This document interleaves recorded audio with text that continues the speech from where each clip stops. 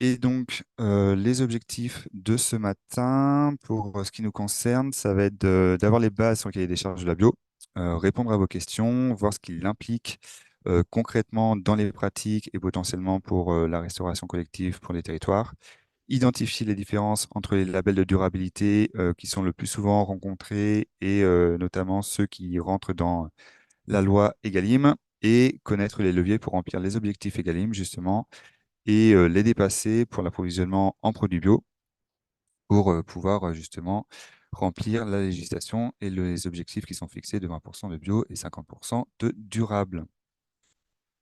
Pour cela, donc, on a un programme en 3 temps, une présentation du cahier des charges d'agriculture biologique par David Roy, qui est coordinateur général sur l'expertise technique et l'innovation à Agrobio 35. Ensuite, une présentation du jeu du label et une participation avec répartition en salle qui sera animée et présentée par Eline Lambert, qui est chargée de mission transition alimentaire biolocale, également à Agrobio 35. Et enfin, la présentation du label bio en restauration collective, donc les chiffres bretons, les chiffres ille-et-vilaine et les leviers pour développer la restauration biolocale, présenté par Pauline Croce, qui est chargée de mission également à Agrobio 35. Très rapidement, avant de parler du cahier des charges, un petit rappel, présentation de la bio en ille-et-vilaine. Donc, on a une augmentation encore en 2023 du nombre de surfaces bio, une augmentation du nombre de fermes bio.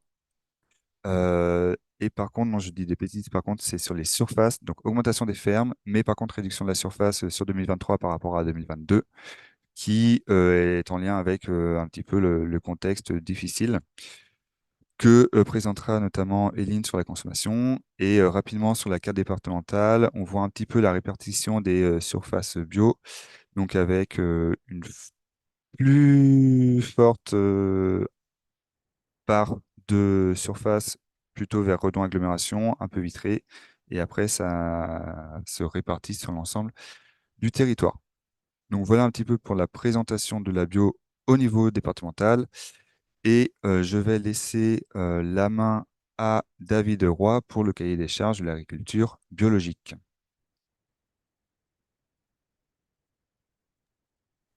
Merci. Donc, David Roy, coordinateur de la coordination générale expertise innovation et chargé de réglementation pour Agrobio 35. L'objectif, c'est que je vous présente globalement le cahier des charges de l'agriculture biologique tel qu'il est défini actuellement. Euh, En parcourant, je ne vais pas détailler, normalement avec des producteurs, je passe plus de 3 heures sur le cahier des charges. Là, c'est d'abord les principaux points de fonctionnement et l'impact qu'il peut y avoir sur la production. Avant de commencer, une petite précision en termes de vocabulaire pour éviter toute mésentente. Je vais utiliser le terme conventionnel dans cette intervention pour avoir un comparatif.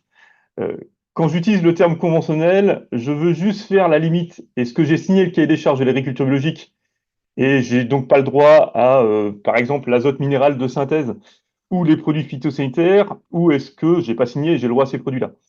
Dans mon esprit, ça s'arrête vraiment là. Là où je veux en venir, c'est qu'à Groupe 35, on travaille beaucoup avec des agriculteurs conventionnels, notamment via les actions de bassin versant sur la conquête de la qualité de l'eau.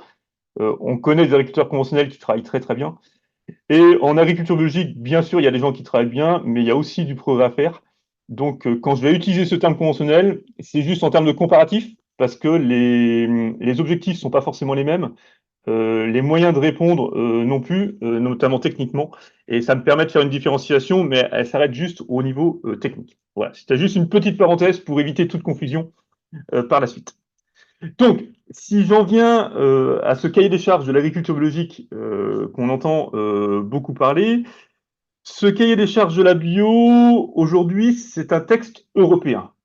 On est dans un cadre législatif européen qui s'applique à l'ensemble des acteurs de la même façon au niveau européen. Si je voulais faire un petit peu un parallèle, c'est comme le code de la route, que vous êtes poids lourd, voiture, cycliste ou piéton, il s'applique exactement de la même façon.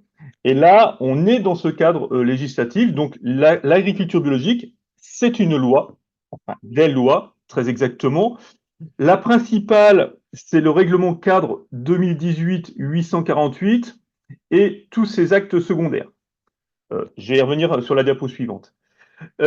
Donc, on est bien sur une base commune qui est identique dans tous les pays européens, contrairement à ce qu'on peut entendre régulièrement. Au niveau national, euh, on a le guide de lecture français et le niveau national ne peut faire que préciser le cahier des charges européen. Il ne peut pas aujourd'hui fixer de points en plus. Quand je dis préciser, si le cahier des charges européen définit en majorité telle chose, le guide de lecture va traduire en majorité par minimum 50%. Et le 50%, lors du contrôle, il est vérifiable, je peux le calculer. Je donne un autre exemple. On dit le cahier des charges peut préciser une région à un moment donné. Alors c'est là qu'on peut avoir quelques interprétations du terme régional. On va dire que, je vais prendre un exemple sur le port, la France va dire que la région c'est la France et les Danois vont dire que la région c'est l'Europe. Donc on a quelques subtilités d'interprétation du cahier des charges qui peuvent changer au niveau national, mais on reste dans la subtilité et ça ne change pas le fondement en tant que tel. On est bien sur un texte commun pour les 28, enfin les 27 pays européens. Je parle d'un texte, c'est un petit peu un abus de langage, parce que en fait, c'est une empilation de textes euh, qui se termine par les guides de lecture nationaux, mais globalement, c'est un cahier des charges qui est très exigeant, qui est très précis. Le règlement cadre fait plus de 258 pages. Je viens d'utiliser les termes exigeant et précis, j'ai pas dit idéal. Oui, dans ce cahier des charges, il y a des choses qui sont améliorables. Le réseau FNAP dont on fait partie, on est un des acteurs pour améliorer les points qui sont améliorables. Il y a quelques points qui sont certainement critiquables et qui peuvent interroger. Et pour un ou deux points, on est quasiment ouais, dans l'absurde. J'ai malheureusement pas peur du mot, parce que ça fait partie des négociations européennes. Et quand on négocie, ben, à un moment donné, si on veut que le texte y passe, il faut savoir que c'est le texte qui a demandé le plus de trilogues depuis les 10 dernières années, le plus d'échanges entre la Commission, les pays membres et le Parlement, qui a été très compliqué à faire aboutir. Et il y a eu quelques compromis qui peuvent effectivement interroger, mais globalement aujourd'hui et très clairement, par rapport à tout ce qui existe dans l'agroalimentaire, c'est le cahier des charges le plus précis, le plus exigeant et qui donne le plus de garanties au niveau des consommateurs. Si demain vous vous posez des questions sur ce cahier des charges, objectivement, on est sur un texte vraiment juridique qui est assez lisible. Je vous propose plus d'aller sur le site produirebio.fr où il y a des fiches synthétiques qui reprennent l'ensemble des textes concernés et qui sont certainement beaucoup plus lisibles que le règlement cadre et les actes d'exécution et les actes délégués en l'occurrence. À ce jour, ce cahier des charges, il couvre les productions vivantes, agricoles, non transformées, les aliments pour les animaux et les produits agricoles transformés. Ça veut dire qu'on est bien sur un cahier des charges qui couvre l'agroalimentaire. Le cahier des charges, il ne couvre pas la cosmétique. Donc, on peut entendre le terme bio en cosmétique, mais il faut savoir que le terme bio en cosmétique est régi aujourd'hui par 3 cahiers des charges différents. On n'est pas sur un cahier des charges équivalent partout. Et dans ces cahiers des charges de la cosmétique, il faut reconnaître qu'il y en a 2 qui sont quand même assez légers. Il ne couvre pas non plus le domaine de la construction. Donc, les maisons bioclimatiques, tout ce qui concerne la construction n'est pas concerné par le cahier des charges de l'agriculture biologique. On est bien là dans ce qui est au niveau agricole et ne peuvent être certifiés que les produits agricoles. Ça veut dire que, par exemple, de l'eau n'est pas un produit agricole, elle ne pourra pas être certifiée. Le sel, qui n'y était pas jusqu'à présent, va le devenir prochainement, parce qu'on était sur une base du cahier des charges de 2009 jusqu'à présent. On a changé de règlement au 1er janvier 2022. Le sel va devenir certifiable. C'est un tout petit peu compliqué aujourd'hui sur les négociations sur le sel, mais on devrait arriver à avoir un cahier des charges sur le sel assez rapidement. Les grands principes de ce cahier des charges se base sur des grands principes. Le premier, c'est la préservation de la ressource naturelle.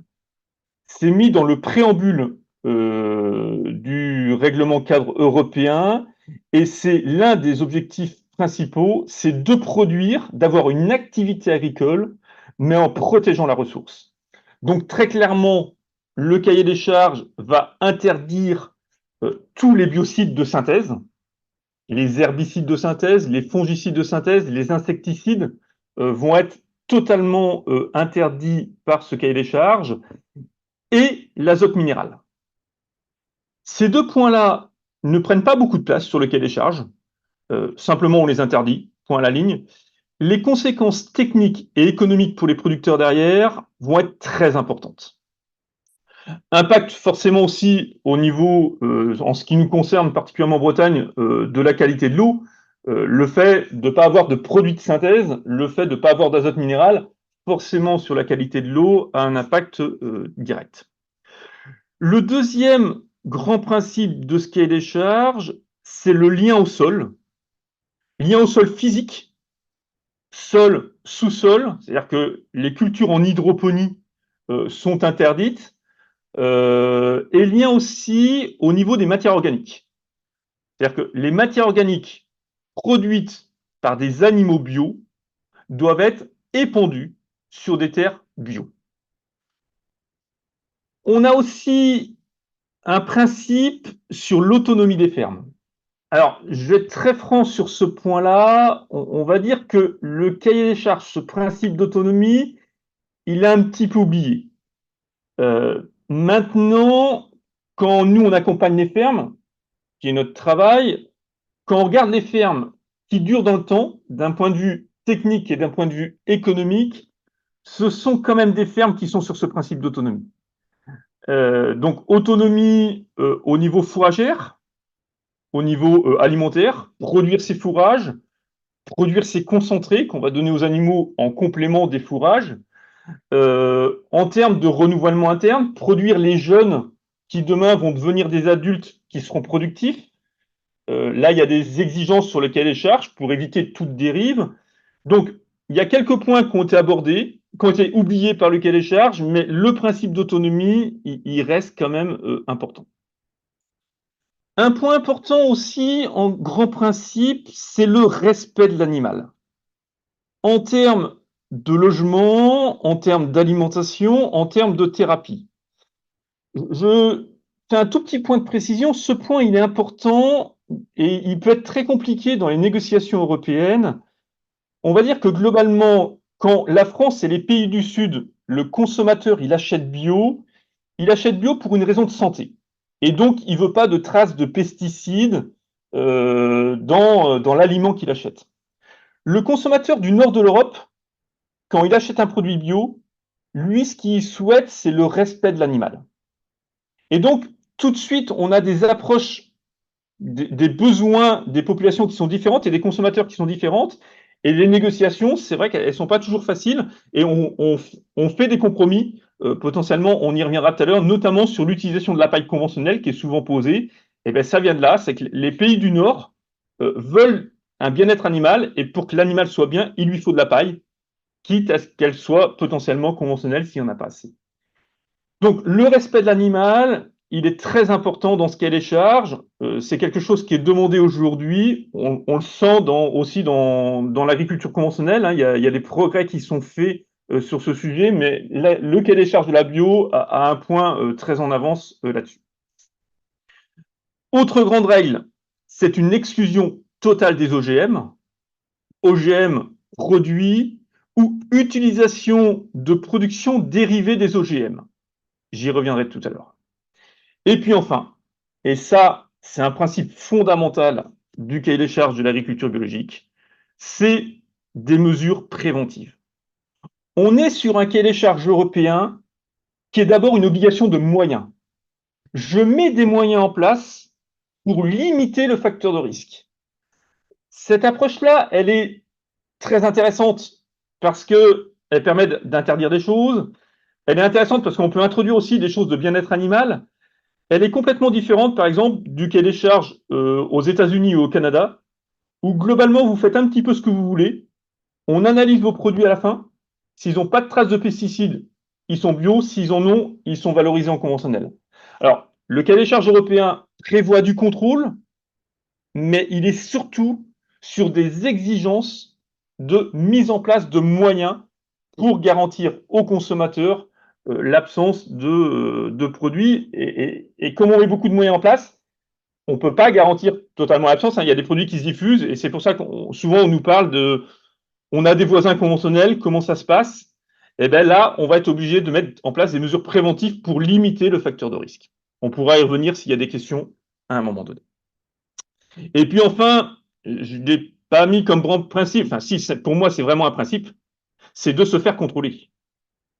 Et c'est vraiment la spécificité du cahier des charges de l'agriculture biologique, c'est qu'il y a une transparence totale qui est obligatoire et qui doit être faite par un organisme extérieur.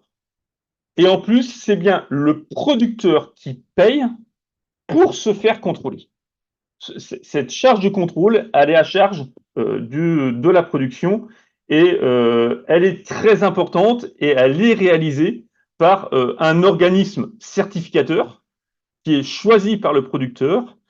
Et cet organisme certificateur, il est même lui-même en plus, entre guillemets, surveillé. Donc, il y a différentes administrations qui sont compétentes. D'une part, l'agence bio, qui est un organisme parapublic qui est chargé d'évaluer la bio en France, où un agriculteur, quand il commence en bio, il a l'obligation de se notifier à l'agence bio.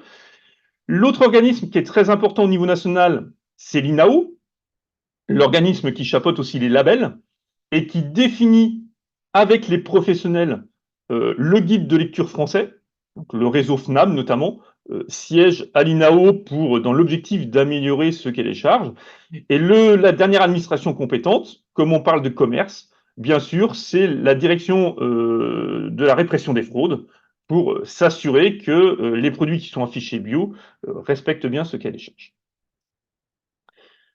Le cahier des charges, c'est une démarche qui est volontaire, bien sûr. On a plusieurs possibilités. Soit le fait de convertir une ferme existante, qui est déjà en agriculture conventionnelle, et qu'on fait le choix de passer en bio. Je vais revenir tout de suite sur ce terme de convertir. Il existe la possibilité de s'installer et de passer une ferme en agriculture biologique, et puis il est aussi possible de créer un nouvel atelier. Il n'y a pas l'atelier que je veux mettre en place, je crée l'atelier et je le destine directement à l'agriculture biologique. Quel que soit le choix qui est fait par le producteur et sa démarche initiale, ce cahier des charges, il va commencer par une période de conversion. La période de conversion, c'est les terres où les animaux sont en conventionnel. Je décide de passer en bio, donc de commencer la période de conversion.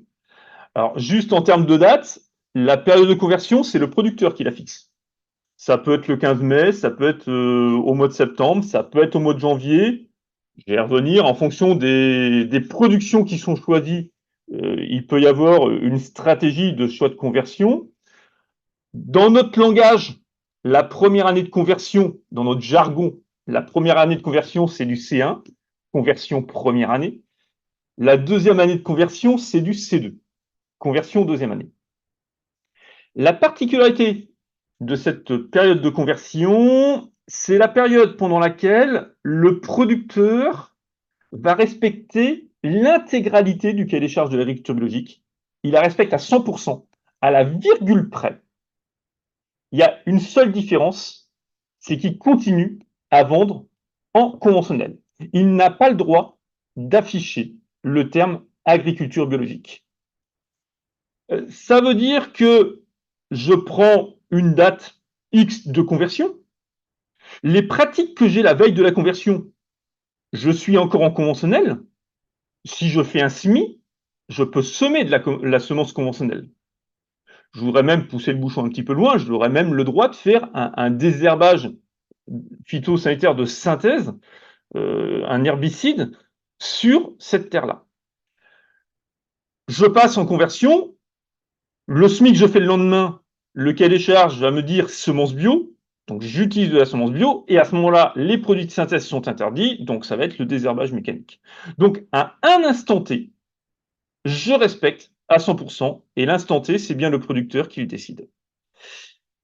Si je prends ici l'exemple d'une conversion simultanée, je vais y revenir, mais globalement, on va pouvoir considérer que la période normale de conversion, c'est 2 ans, et qu'au bout des 2 ans, sur mon exemple là, à date anniversaire, le lait et la viande peuvent être valorisés avec le label agriculture biologique. Ça, c'est une base, mais il faut savoir qu'il y a plusieurs périodes de conversion possibles.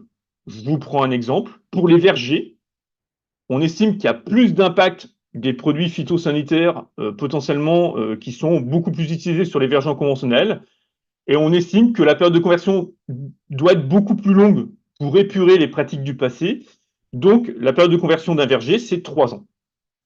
Et quand on est sur des parcours, pour des volailles ou des porcs, où la majorité de l'alimentation est plutôt apportée par des céréales, eh ben, la période de conversion est réduite à 1 an. Cette période de conversion, quand un agriculteur s'installe ou choisit de passer sa ferme qui est conventionnelle en agriculture biologique, elle demande une certaine étude. Il faut aussi changer potentiellement le système. C'est pas dire simplement je supprime et je continue dans la même lignée. Peut-être que la répartition des surfaces va être différente, la conduite va être différente. Donc ça se prépare techniquement. Faut pas négliger qu'économiquement ça peut aussi avoir un impact. Parce que le fait de passer avec des pratiques de la bio, il peut y avoir des rendements qui baissent, il peut y avoir des coûts induits, ne serait-ce que le désherbage mécanique, ne serait-ce que le coût de la certification. Il y a potentiellement aussi des charges qui disparaissent, bien sûr. Hein. Les concentrés qu'on achète, peut-être qu'on va moins acheter, etc. Donc, ça fait partie des choses qu'il faut étudier et il y a beaucoup de subtilités, notamment sur des conversions non simultanées qui peuvent permettre de produire du lait un tout petit peu plus rapidement. Donc, cette conversion non simultanée, elle va être destinée aux producteurs bovins lait, ovins lait ou caprins. Sur les végétaux aussi, la date de semis peut impacter. Donc, cette période de conversion, elle demande une expertise pour savoir laquelle est la plus appropriée au niveau des producteurs. Je ne vais pas le détailler, ça n'a pas beaucoup d'importance ici, mais ça demande quand même une expertise pour ce point. Est-ce qu'il y a des questions? Donc, je vous rappelle, hein, vous pouvez poser vos questions par chat, il n'y a pas de problème. Quentin, est-ce que tu peux me dire s'il y a des questions qui sont remontées? Moi, j'en ai pas vu dans le chat, mais n'hésitez pas à lever la main pour poser vos questions. Je referai une deuxième phase de questions à la fin, de toute façon, Ouais. il n'y a pas de problème. Donc, Ouais. s'il n'y a pas de questions, je poursuis. Je vais essayer d'aborder les principales règles, essayer d'effleurer les principales règles du cahier des charges. L'idée, c'est pas de rentrer dans le détail, mais c'est que vous ayez au moins la racine de ce cahier des charges. Je vais commencer par les productions végétales. Je vous l'ai dit, les productions végétales, en fait, c'est assez simple, le cahier des charges. On supprime les produits chimiques de synthèse, les herbicides, les insecticides. On supprime l'azote minéral et les conséquences, quand même, sont derrière très importantes. En termes de fertilisation, le cahier des charges me dit que la fertilité des sols est préservée, augmentée par des rotations pluriannuelles comprenant des cultures de légumineuses et d'autres engrais verts. Et si ça ne suffit pas, des fluons ou d'épandage. Je traduis cette phrase. La rotation, c'est la succession des cultures sur une même parcelle. Ça veut dire qu'aujourd'hui, j'ai du maïs, l'année prochaine, j'aurai des céréales, l'année suivante, j'aurai une prairie, etc. En agriculture biologique, on nous oblige réglementairement à avoir une rotation pluriannuelle qui comprend des cultures de légumineuses et d'autres verts, donc avoir une rotation diversifiée. Ça veut dire que réglementairement, les rotations très courtes et qui peuvent être problématiques en conventionnel parce qu'on est très dépendant de l'azote minéral et on est très dépendant d'adventices problématiques, elles ne peuvent pas exister en bio réglementairement. Techniquement, ça sont bien, c'est que je ne sais pas les faire en fait. Parce qu'une plante, qu'on soit en bio ou en conventionnel, il lui faut de l'azote. Et comme je n'ai pas l'azote minéral, il faut que je trouve mon azote ailleurs. Et en plus, en termes de gestion des adventices, c'est problématique. Petite parenthèse sur ce terme d'adventice que j'ai déjà utilisé 2 fois. Une adventice, c'est ce qu'on pourrait considérer comme, entre guillemets, une mauvaise herbe. Sauf que pour moi, en tant que technicien bio, il n'y a pas de mauvaise herbe. Il y a une plante que je n'ai pas désirée à ce moment-là sur la parcelle. Mais si je vous prends un exemple, une graminée, le raigrant anglais, par exemple, que vous allez trouver dans l'herbe, dans les pelouses, dans une prairie, il est très intéressante. Sur une culture de céréales, il va m'embêter. Donc c'est pour ça que je préfère le terme adventice à mauvaise herbe. Donc, juste, je ferme la parenthèse. Si je reviens à cette phrase-là, elle est à la fois importante parce qu'elle interdit des pratiques qu'on ne pourrait pas tenir dans le temps de toute façon. Et c'est important que ça soit précisé pour tout le monde. Donc, qu'on soit maraîcher sous serre, qu'on soit grande culture, éleveur, on est dans l'obligation d'avoir des rotations qui sont diversifiées réglementairement. Si ça ne suffit pas, par des effluents, des engrais ou des effluents, à condition qu'ils soient dans une liste. C'est la grosse avancée du cahier des charges en 2009, c'est qu'on est sur un cahier des charges à annexe positive. Ça veut dire quoi un cahier des charges à annexe positive? Il y a un élément qu'on ne trouve pas en agriculture biologique et potentiellement qu'on peut avoir besoin. Cet élément, s'il est dans les annexes, il est autorisé. S'il n'est pas dans les annexes, il est forcément interdit. C'est un système qui est très intéressant parce que ça évite toutes les interprétations au niveau européen de ceux qui voudraient trouver un petit peu de largesse dans des non-dits ou dans des interprétations de phrases.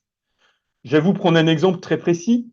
La chaux, qui est de la craie, qui va nous servir à amortir potentiellement l'acidité des sols, très important dans nos régions du Grand Ouest, on est plutôt sur des sols acides. Le carbonate humide, de la chaux, elle est dans les annexes. Je peux aller à la coopérative du coin ou au négoce du coin acheter du carbonate humide parce qu'il est dans les annexes sur les terres, j'ai le droit. La chaux vive, c'est un élément désinfectant qui sert pour désinfecter. Il n'est pas dans les annexes sur les terres. Donc je ne peux pas utiliser de la chaux vive pour mettre même sur des parcours volailles pour désinfecter. Par contre, il est dans les annexes sur les produits de désinfection des bâtiments. Donc ce système d'annexes positif, il est très intéressant parce qu'il évite toute interprétation. Je reviens à la fertilisation. Dernier point très important, effectivement, je l'ai déjà dit, azote minéral explicitement interdite. Je dis explicitement parce qu'avant 2009, il y a certains pays qui essayaient d'introduire par des subterfuges différents de l'azote minéral. Aujourd'hui, c'est très clair, c'est interdit. Impact très clair sur la ressource en eau, c'est-à-dire qu'on est aussi limité, on le verra tout à l'heure, sur le nombre d'animaux présents par hectare. Il n'y a pas l'azote minéral, donc forcément, on produit moins d'azote que potentiellement des systèmes conventionnels, même s'il y a certains systèmes conventionnels qui ne sont pas très producteurs d'azote. Les semences, priorité aux semences bio. S'il n'y a pas assez de semences sur le marché en bio, par dérogation, on peut avoir des semences bio non traitées après, non, des semences conventionnelles, excusez-moi, non traitées après récolte. Ce système dérogatoire, il oblige tous les acteurs de la filière à tenir à jour des listes et c'est très important. Produits de protection des cultures, forcément, on interdit les produits chimiques de synthèse et pour les produits entre guillemets naturels, attention, c'est pas parce qu'un produit est naturel qu'il n'est pas dangereux. Je prends le pyrètre. qui est un produit qui est naturel, il est neurotoxique. Là aussi, on est sur un guide de lecture positif. Donc le pyrètre, aujourd'hui, ne fait plus partie des produits utilisables en agriculture biologique. On l'interdit en estimant que même si c'était naturel, il était trop dangereux. Donc là aussi, guide qui permet de limiter le recours, guide positif. Pour les animaux, l'origine des animaux, les animaux doivent naître et être élevés en bio. Et s'il n'y a pas assez d'animaux bio sur le marché, je peux acheter des animaux conventionnels, mais uniquement dans un acte de reproduction. C'est-à-dire que je n'ai pas le droit d'aller acheter un porcelet conventionnel, de le mettre en engraissement et de le vendre en bio. Je peux acheter une jeune truie, un nulipar qui n'a pas encore reproduit, elle va faire des petits qui seront élevés et nourris en bio, et c'est les petits que je pourrais valoriser. Mais il est impossible d'acheter des animaux conventionnels et de leur faire passer un engraissement pour aller plus loin. L'alimentation des animaux doit être bio, ça paraît logique, mais ça va mieux en le disant, et la totalité de l'alimentation. L'alimentation des herbivores est basée sur le pâturage. Cette phrase, elle est un petit peu problématique. Parce qu'aujourd'hui, on n'a pas été en capacité au niveau européen de se mettre d'accord de ce que c'est que du pâturage. Et il y a un petit flou dans le cahier des charges, parce qu'effectivement, que vous soyez en Suède ou dans le sud de l'Espagne, que vous soyez en France ou en Pologne, la notion de pâturage, elle n'est pas la même. Et il n'y a pas de surface minimum. Il y a juste l'obligation que les animaux aient des accès extérieurs dès que les conditions météo le permettent. Mais on n'a pas de surface minimum, ce qui peut être critiquable, et je l'entends. L'utilisation des facteurs de croissance est interdite. Bon, en conventionnel, aujourd'hui, ça a disparu, il faut bien le reconnaître. Par contre, les acides aminés de synthèse sont interdits en bio. Ça va beaucoup concerner notamment les porcs et les volailles, qui sont très exigeants sur deux protéines essentielles. S'ils n'ont pas ces protéines, ils ne produisent pas, ils ne vont pas produire d'œufs, ils ne vont pas faire de viande. Ce sont la lysine et la méthionine. Et en agriculture conventionnelle, on utilise des acides aminés de synthèse. Le problème, c'est que ces acides aminés, c'est une technologie OGM. Technologie OGM interdite en bio. Donc les acides aminés de synthèse en bio ne sont pas autorisés. Aujourd'hui, ces acides aminés de synthèse en conventionnel, elles sont utilisées dans 100% des cas en porc et en volaille, y compris dans les labels, et notamment les labels rouges. Ils n'utilisent pas de culture OGM, mais ils ont le droit aux acides aminés de synthèse qui ont une technologie OGM. C'est assez problématique du coup d'alimenter des animaux porcs et volailles qui peut être très exigeant en acides aminés, et ça fait des coûts alimentaires qui sont plus importants, une charge alimentaire qui est plus importante pour produire un œuf ou pour produire de la viande de porc ou de volaille. Les bâtiments ne sont pas obligatoires, mais des points importants sur les bâtiments pour le bien-être animal, en termes de densité, en termes de surface de couchage, où on va limiter les caillebotis, on va obliger la paille.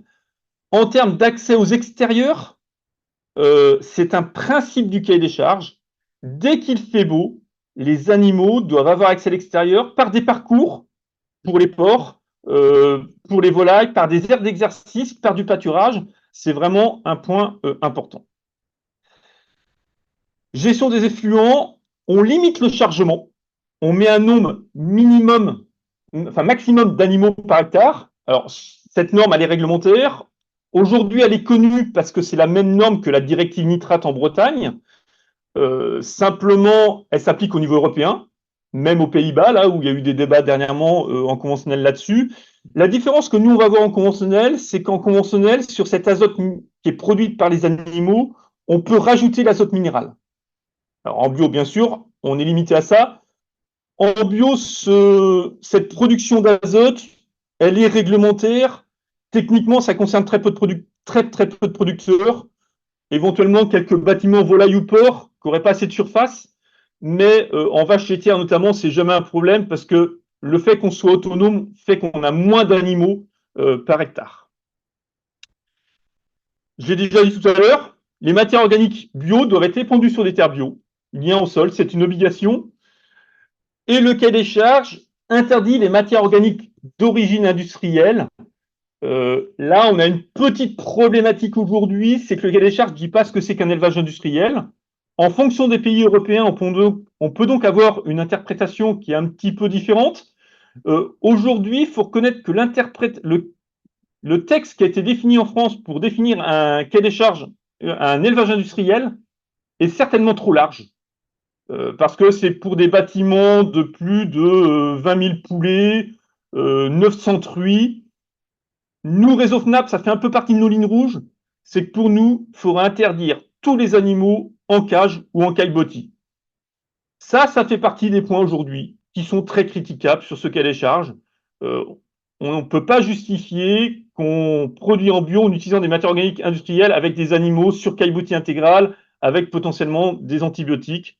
Il y a une marge de progrès à venir parce qu'il y a une demande du consommateur là-dessus, effectivement. Mais en attendant, en France aujourd'hui, on peut utiliser des matières organiques d'élevage industriel.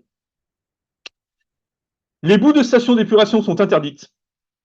Très clairement, là, on est sur la problématique métaux lourds, protéger des métaux lourds, et ça, c'est une vraie question, mais il n'y aura pas d'évolution possible là-dessus au niveau européen. Tous les acteurs de la bio sont très clairs. Les boues de station d'épuration sont totalement interdites. Les traitements vétérinaires, pour terminer, le cahier des charges incite à des mesures préventives. Donc, on va interdire tout ce qui est préventif et systématique. Si je prends sur une vache laitière, aujourd'hui, il y a beaucoup de traitements préventifs sur la gestion du tarissement, quand on arrête les vaches de leur faire produire du lait, sur la gestion des parasites pulmonaires ou intestinaux. En bio, c'est pas possible. En bio, quand on soigne un animal, on a la preuve qu'il est malade. Ça évite notamment tous les phénomènes de résistance qu'on peut voir apparaître. Et en bio, donc premier principe, interdiction du préventif. Deuxième principe, on va limiter le nombre de traitements par an et par animal. Donc les animaux dont la durée de vie est de plus d'un an, une vache, une truie, une brebis, une poule, 3 traitements maximum par an. Un animal dont la durée de vie est de moins d'un an, un veau, un porc charcutier ou un agneau, maximum un traitement par an. Et pour être sûr de garantir au consommateur qu'il n'y a pas de traces d'antibiotiques dans ces produits, un antibiotique qu'on va administrer, il a un délai d'attente pour ne pas commercialiser son produit, son lait ou sa viande. Et bien en bio, on va doubler les délais d'attente. Donc sur le soin d'une infection de la mamite, par exemple, qui est une infection de la glande mammaire qui produit le lait, s'il y a un délai de 8 traites sur le produit, et bien en bio, ça sera 16 traites pour s'assurer que le consommateur n'ait pas de résidus. Voilà. Quelques points complémentaires. Pour terminer, l'origine des introns, elle est très surveillée. Tout ce qui rentre sur la ferme doit avoir la mention utilisable en agriculture biologique, faire partie d'une liste positive ou d'avoir le certificat bio. Donc, dès qu'un agriculteur achète un produit, il doit démontrer qu'il a le droit d'acheter ce produit, soit parce que le produit est bio, soit parce qu'il fait partie de ces fameuses listes positives. S'il utilisait un produit qui n'était pas autorisé, on va le voir, il y aurait une sanction. La sanction pour aller jusqu'à l'interdiction de vendre sa production. Les OGM, j'en ai déjà parlé, totalement interdits. Les produits OGM, les produits obtenus à partir de technologies OGM, les acides aminés de synthèse, sont vraiment interdits. Point qui nous est souvent posé comme question, est-ce que j'ai le droit d'avoir sur ma ferme de la mixité? Une partie en bio et une partie en non bio. Alors, la mixité, elle est acceptée pour des animaux différents. Je peux avoir des vaches laitières en bio et du porc qui reste en conventionnel. Elle peut être acceptée. Par contre, elle n'est pas acceptée pour des animaux de même famille. Je ne pourrais pas avoir des vaches laitières en bio et des veaux de boucherie en conventionnel. Même chose sur le végétal. Je dois pouvoir distinguer jusqu'à la récolte le produit. Une pêche jaune et une pêche blanche, je suis capable de la distinguer. Le maïs qui part en ensilage, ou qui partent en grain, je ne suis pas capable de le distinguer, donc il n'est pas autorisé. Dans tous les cas, ça demande que tout soit sectorisé, compartimenté, stocké de manière différente, et il y a un audit qui est renforcé. Donc le coût d'audit est beaucoup plus important. Dernier point, ben, venons justement à cette base du cahier des charges qui est le contrôle. Donc le contrôle, il est réalisé par des organismes certificateurs, qui sont des organismes agréés par l'État. Aujourd'hui, il y en a une dizaine qui sont agréés en France. On va dire que dans le Grand Ouest, les plus courants, c'est Certipac, Bureau Veritas, Certis et EcoCert. Ces organismes, ils sont eux-mêmes contrôlés de façon très exigeante par la répression des fraudes et surtout l'INAO. En démarche de contrôle, comment ça se passe? Un contrôle sur site par an qui est planifié et le contrôleur va tout contrôler. Les documents sur site, il va se déplacer sur les parcelles, il va compter les animaux, il va aller voir les bâtiments, tout est contrôlé et une année sur deux, un contrôle inopiné. Donc le contrôleur arrive dans la cour de la ferme sans prévenir. Je souhaite faire un prélèvement sur les céréales, voir si on ne trouve pas de traces de pesticides.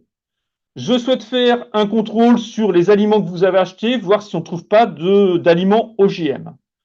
Donc, contrôle inopiné qui peut être, s'il y a un doute, répété et répété à charge du producteur. Globalement, un coût de contrôle, pour un maraîcher diversifié avec 40 à 50 légumes sur 3 hectares, on sera aux alentours de 500 euros par an. Une ferme laitière sur 80 hectares, on sera sur un coût de contrôle de 7 à 800 euros par an. Et une ferme qui est en mixité bio-non bio sera aux alentours de 1000 à 1200 euros par an. En cas de manquement du cahier des charges, il y a des sanctions qui sont prévues. Je peux corriger le défaut. J'ai fait une petite erreur à un moment donné. J'ai une alerte. Si les alertes se répètent, là, ça peut augmenter. Le produit peut être retiré du marché si on voit qu'il y a quelque chose qui ne correspond vraiment pas. Et on a aussi, et ça arrive, le fait qu'il y a des fermes qui sont décertifiées parce qu'elles ont fait une erreur involontaire ou volontaire, qu'entraîne trop. Les conséquences techniques, enfin, surtout économiques de la décertification peuvent être très importantes. Hein. Ça peut aussi vouloir dire remboursement des aides et l'interdiction, si je suis décertifié, de revenir en bio pendant 5 ans. Il faut savoir que les organismes certificateurs communiquent entre eux. Donc, si j'ai fait une erreur à un moment donné, je change d'organisme certificateur, le nouvel organisme certificateur sera informé. Quand j'ai respecté ce cahier des charges, je peux utiliser ce fameux logo européen, qui est le logo obligatoire, parce qu'effectivement, le logo AB, qui est reconnu par 93% des consommateurs français, si je veux faire une comparaison bien choisie, c'est les mêmes niveaux de reconnaissance que les logos Coca et McDo, donc il est identifié. Je ne suis pas convaincu que le consommateur connaisse l'intégralité du cahier des charges, mais au moins c'est un logo qui est très identifié. Il est facultatif ce logo AB, il est propriété du ministère de l'Agriculture, mais globalement maintenant il dit qu'on respecte le cahier des charges européen. Donc ils ont l'équivalence, on peut trouver les deux logos à coller, on peut trouver l'Eurofeuille seul, mais on ne pourrait pas trouver le AB tout seul. Pour terminer, un rapide point, un rapide bilan de ce cahier des charges européen, et notamment le cahier des charges qui a été publié le 1er janvier 2022, le cahier des charges 2018 qui est rentré en vigueur le 1er janvier 2022. On a quelques exigences qui sont précisées, et c'est toujours intéressant. On a quelques améliorations, notamment dans la possibilité d'utiliser des semences hétérogènes qui n'ont pas tout à fait la même origine, ce qui est interdit dans le monde conventionnel. On a une gestion des dérogations aussi. Il y a des pays qui essayaient de trouver trop de largesse avec les dérogations. Aujourd'hui, elles sont dans l'obligation de passer par des bases de données. Donc ça, c'est des progrès qui sont clairs, mais on va dire que le cahier des charges qui a été voté, qui est rentré en vigueur en 2022, est à 99% dans la continuité de ce qu'on connaissait en 2009. On a une complexité de lecture qui est très très importante. Je vous l'ai dit tout à l'heure. On a une règle de contamination aux OGM qui, nous, en tant qu'organisme de producteurs, ne nous convient pas. J'ai été très clair, les OGM sont interdits, mais le cahier des charges, aujourd'hui, redéfinit pas, notamment sur des nouvelles manipulations OGM qui sont en train d'arriver. Pour nous, très clairement, c'est de l'OGM. C'est pas le cahier des charges européen qui va le dire, ça c'est la réglementation générale. Et en plus, l'autre point, c'est que pour détecter des OGM, on détecte à 0,09. Nous, en tant qu'organisme de producteurs, on voudrait détecter à 0,0. Et puis enfin, quand même, je vous l'ai dit, c'est un cahier des charges qui est exigeant, précis, qui n'est pas idéal. Il ne répond pas à certaines attentes sociétales. Je ne vous ai pas parlé de taille d'atelier. Je ne vous ai pas dit qu'il y a une limite de nombre de vaches, de nombre de poules. Et malheureusement, aujourd'hui, il peut y avoir de la dérive. Dérive qui n'est pas contrôlée par le cahier des charges, mais en plus derrière, qui est très risquée pour les producteurs, parce que souvent, en termes sanitaires, ça fait trop d'animaux qui risquent de compromettre l'avenir du producteur en termes techniques et en termes économiques. Et enfin, en termes écologiques, il est aussi très précis, mais je ne vous ai pas parlé de bilan carbone. Ça veut dire qu'effectivement, 4 pommes qui arrivent de l'autre bout de la planète, alors aujourd'hui, elles sont plus dans un emballage plastique, elles sont dans un carton, mais elles sont toujours bio en arrivant. Qu'on importe du café, qu'on importe de l'orange, ça peut paraître logique, on n'arrive pas encore à les produire en Bretagne, mais ça va peut-être venir. Mais oui, il reste des points faibles à ce cahier des charges, et notamment ce bilan carbone qui n'existe pas. Voilà, j'ai terminé ce que j'avais à vous présenter. Est-ce qu'il y a des questions?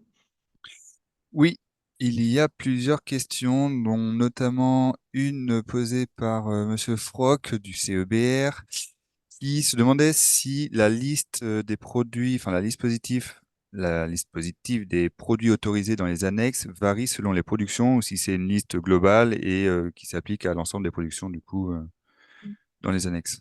Alors, non, non, elle s'applique. Donc, il y a une annexe pour les produits utilisables sur les terres. Il y a une annexe pour les produits utilisables pour désinfecter les bâtiments. Il y a une annexe pour les produits pharmaceutiques.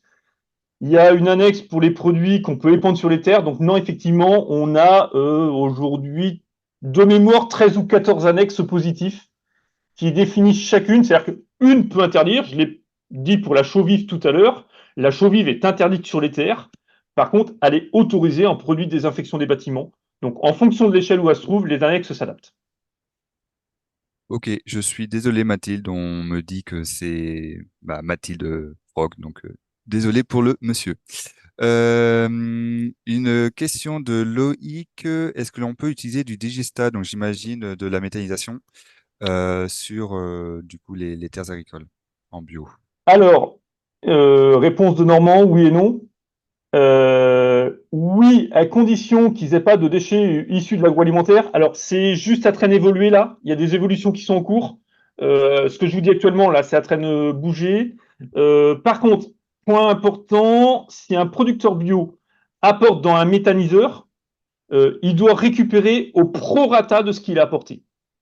Donc voilà, il y a de l'évolution qui est en cours sur ce domaine-là. Il y avait quelques limitations aujourd'hui, notamment sur les produits issus de déchets de l'agroalimentaire. C'est possible qu'il y ait des évolutions dans les années qui viennent, mais s'il n'y a pas de produits issus de l'agroalimentaire, oui, c'est utilisable. Ok, une question de Guéric de Manger Bio 35. Est-ce que pomper dans un étang sans connaissance de la qualité de l'eau est autorisé, notamment pour un maraîcher? Sachant qu'effectivement, on peut retrouver des produits pesticides de synthèse, voire d'autres molécules dans Alors, l'eau.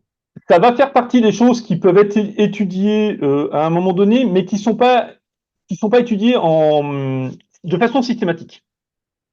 C'est-à-dire qu'à un moment donné, l'organisme certificateur peut le choix de faire une analyse.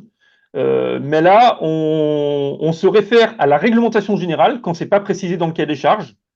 Il faut rappeler que toutes les règles qui s'appliquent à la réglementation générale s'appliquent aussi aux producteurs bio, bien sûr. Et là, on est sur la même règle que la réglementation générale. À un moment donné, si un organisme certificateur avait un doute, il pourrait faire un prélèvement, mais ce n'est pas obligatoire de prime abord. Mais du coup, je comprends. enfin moi je rebondis là-dessus. Si dans la qualité de l'eau, on remarque qu'il y a une trop forte concentration de pesticides au-delà de la réglementation, que cet agriculteur utilise cette eau, est-ce qu'il peut avoir du coup une sanction?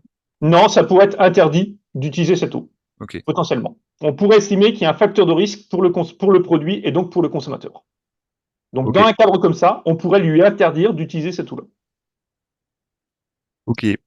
Julie Couteau posait la question sur les traitements vétérinaires. Par traitement, est-ce qu'on entend traitement médicamenteux ou est-ce que la prévention à partir de plantes est autorisée?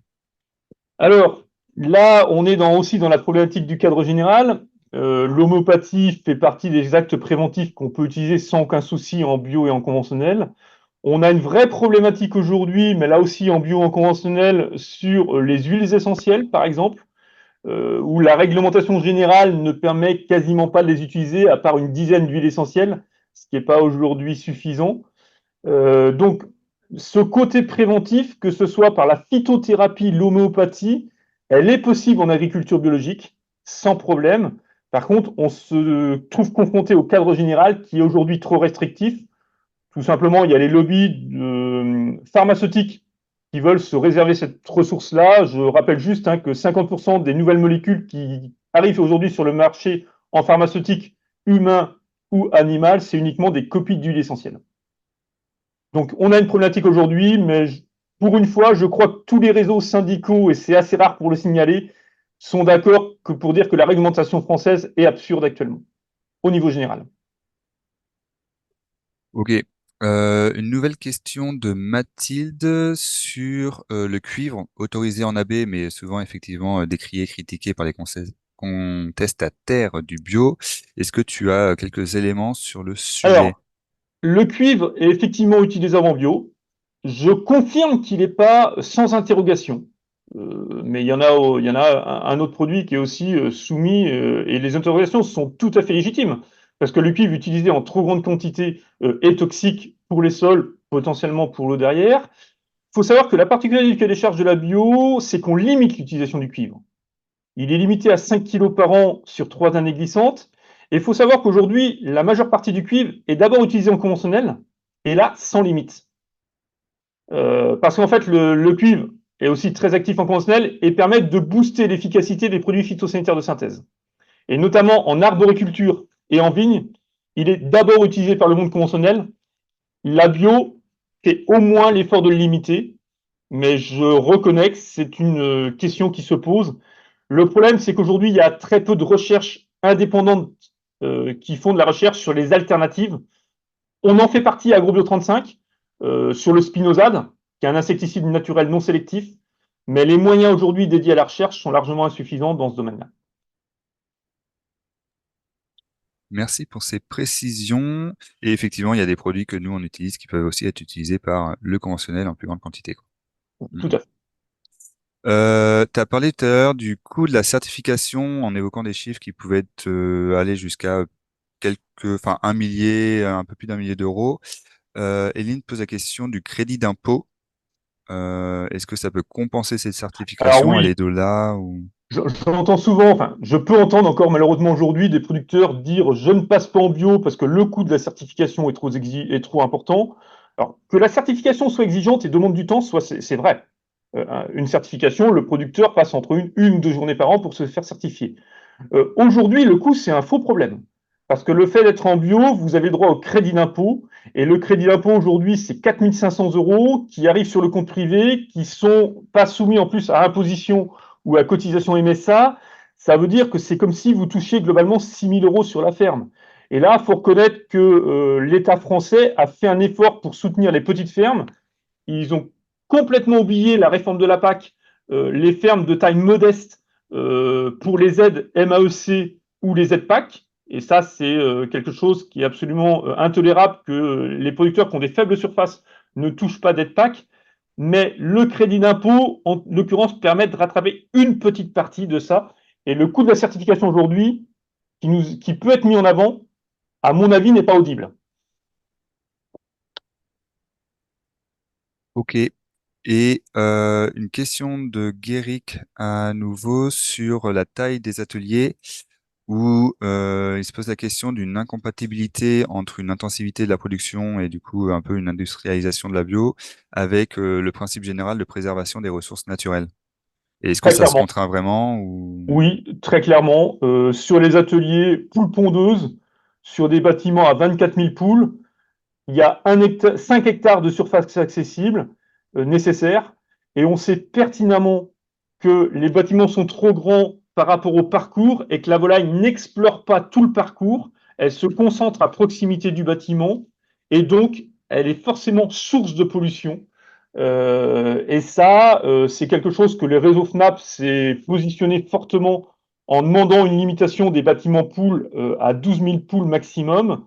Et ça, c'est une dérive de l'industrialisation qui pose des problèmes aussi parce que sanitairement, c'est des bâtiments qui sont beaucoup plus difficiles à maîtriser, qui potentiellement peuvent mettre en péril le producteur quand il y a des problèmes sanitaires. Donc oui, on est dans un souci où que les personnes qui ont développé ce qu'il y a des charges dans les années 80-90 ont jamais, ils étaient dans un système où ils voulaient mettre en valeur ce qu'ils produisaient, mais ils n'ont jamais pensé aux dérives. Il y en a un tout petit peu sur les bâtiments volailles de chair, où on est limité à 6200 mètres carrés à l'échelle d'une ferme sur un bâtiment volaille de chair, un peu comme les labels, notamment ce qui me concerne le label de Jonzé. On est sur les mêmes bases, mais malheureusement, on ne l'a pas sur les bâtiments poules. Donc oui, effectivement, je suis d'accord, je ne peux pas dire le contraire, qu'un bâtiment 24 000 poules peut entraîner de la pollution. Ok, donc il y a des axes d'amélioration Il y a des axes d'amélioration, je l'ai dit au départ, et effectivement. justement Guéric soulevait un point, il me semble que c'est un axe de travail aussi sur les clauses sociales dans le cahier des charges, notamment respect et bien-être des salariés, ergonomie des postes de travail, Ah, exploitation de travailleurs sans papier, etc. Il me semble qu'il n'y a pas grand-chose et non, non, qu'effectivement c'est... je confirme, malheureusement, je l'ai dit, c'est pas un cas des charges qui est idéal. Mm, mm. Et tu sais s'il y a des justement du travail là-dessus qui est réalisé au niveau de la FNAB, au niveau de Au européen? niveau de la FNAB, donc on a un label FNAB où il y a une brique sociale, mais aujourd'hui, malheureusement, on a eu le cas des charges, le 2018. Ce règlement 4, je vous l'ai dit tout à l'heure, a fait l'objet de plus de trilogues. C'est un des textes qui a été à la limite de l'échec. Et je ne vois pas quelle commission reprendrait le risque aujourd'hui de rouvrir ce dossier-là actuellement. Ce n'est pas dans les tuyaux, malheureusement. Et je crois qu'effectivement, ça pourra passer maintenant par des labels plus privés. C'est un peu ce qui se passe en Allemagne, hein. En Allemagne, le AB, l'Eurofeuille, elle a très peu d'importance parce que vous achetez pas du AB, vous achetez du Déméter, vous achetez du biomarque, enfin, vous achetez de la marque. Un peu comme on aura en label rouge, on n'achète pas du label rouge, on achète du poulet de Janzé ou du poulet de Loué. Malheureusement, aujourd'hui, les axes d'avancée au niveau européen me semblent assez compliqués vu l'historique de ce qu'est des charges. Ok. Et une dernière question de Pauline qui vient d'arriver. Même s'il n'y a pas de réglementation, est-ce qu'on a une idée de la moyenne de nombre de jours de pâturage des bovins laits en Bretagne? Alors, en Bretagne, si je prends ce qui est basé par le cahier des charges, c'est-à-dire accès au pâturage dès que les conditions le permettent, Mhm. ça veut dire qu'en fonction des années, chez nous, on va être entre le 15 février et le 15 mars. Et c'est très rare qu'à partir du 15 mars, ces animaux peuvent pas avoir d'accès extérieur. Et on va entre le 15 novembre et 15 octobre, et certaines années, on va même jusqu'à fin décembre. Donc, en pratique, de toute façon, les animaux en accès extérieur pour les mammifères, parce que les monogastriques, donc les porcs et les volailles, ont accès extérieur toute l'année. Ça, c'est une obligation. Pour les mammifères, on va globalement, oui, du mois de mars au mois de octobre-novembre avec des accès extérieurs obligatoires. Oui, donc Donc plus de la le moitié temps, de l'année, quoi. ah oui, on est plus près des 2 tiers de l'année Mhm. en accès à l'extérieur. Ok, il n'y a pas d'autres questions dans le chat actuellement et le temps passe, on est plutôt bon et si vous n'avez pas d'autres questions sur le cahier des charges, à ce stade, on va passer au jeu des labels. N'hésitez quand même pas à les poser dans le chat, on pourra faire un signe à David pour Voilà, qu'il je suis puisse... obligé de vous quitter pour des raisons. J'ai une autre réunion qui commence, mais je reviendrai s'il y a des questions. Quentin me demandera de revenir. Bon courage à vous. Merci David. Et donc, j'espère que vous voyez bien mon écran. On va pouvoir passer à la seconde partie de ce webinaire qui va être dédié au jeu des labels pour identifier les différences entre plusieurs labels alimentaires dits de durabilité, donc notamment ceux qui sont inscrits dans la loi Egalim, mais pas que. Et pour introduire un petit peu cette partie, le marché de la consommation bio, on en entend pas mal parler ces dernières années, enfin, s'est stabilisé là en 2023 par rapport à 2022, mais il y a quand même eu une chute sur les 3 dernières années, puisqu'on était à peu près à 13 milliards de chiffre d'affaires en 2020, donc tout juste sorti du Covid ou encore en période Covid, et on est descendu à 12 milliards, donc il y a une perte sur ces 3 années. Et les chiffres ont tendance à montrer que ça commence doucement à repartir. Et on va identifier notamment avec Eline là les causes potentielles de cette décroissance entre guillemets du marché bio, sachant qu'actuellement la consommation alimentaire en bio représente à peu près 6% de la consommation alimentaire globale des ménages. Donc je vais laisser la parole à Eline pour évoquer le sujet avec vous avant de se répartir après en salle pour réaliser ce jeu en 3 groupes. Merci Quentin. Donc effectivement, avant de rentrer dans le vif du sujet des labels, un petit point sur les causes de la baisse de la consommation bio sur ces dernières années.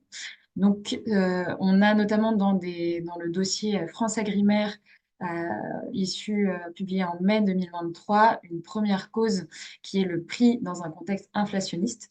Donc il y a une grande majorité des Français qui désigne ce facteur-là comme le premier frein à une alimentation plus tournée vers le bio. Deuxièmement, on a aussi une priorité au local qui a été donnée depuis le Covid-19. Donc, pendant notamment le premier long confinement, il y a pas mal de personnes qui se sont tournées vers des nouvelles sources d'approvisionnement en alimentation autour de chez eux, qui se sont un petit peu redécouverts dans un locavorisme qui est devenu important pour eux et qui reste encore aujourd'hui très présent. Et notamment, on a 82% des Français qui déclaraient vouloir continuer à consommer local après la crise, contre seulement 56% des Français qui voulaient continuer à consommer bio après la crise. Troisièmement, on a cette jungle des labels. Donc là, on vient à notre sujet.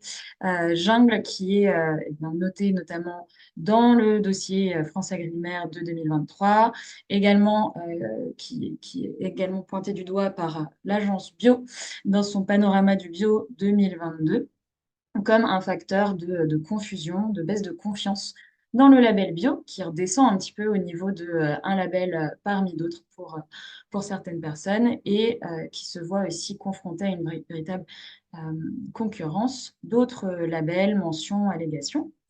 Et notamment, on voit, selon l'agence bio, que 73% des pertes du bio, donc de la consommation bio en valeur, vont vers d'autres offres labellisées. Donc les personnes continuent à porter une attention sur les labels, mais voilà, moins sur le label bio.